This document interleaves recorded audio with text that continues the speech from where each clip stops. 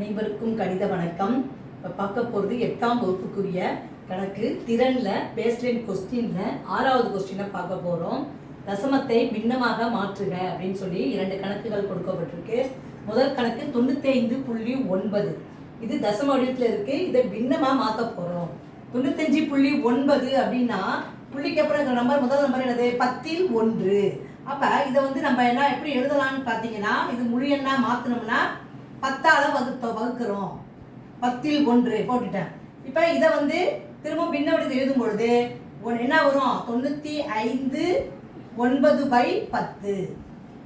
இதுதான் இந்த கணக்குரிய விடையாகும். அடுத்த கணக்கு பாருங்க, 5.11 கொடுத்துருக்காங்க. 1 1 10ல் 1 100ல் 1. அப்போ இது முழுமையாக ஆக்கும் பொழுது 511/100.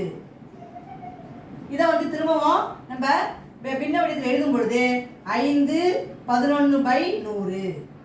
இதுதான் இந்த கணக்குரிய விடையாகும். இப்போ பார்த்தீங்கன்னா இதை வந்து நம்ம திரும்பவும் தசம வடிவத்துக்கு கொண்டு வரப்ப பார்த்தீங்கன்னா இந்த நம்பர் வந்துடும். 5 100 பெருக்கினால் 500.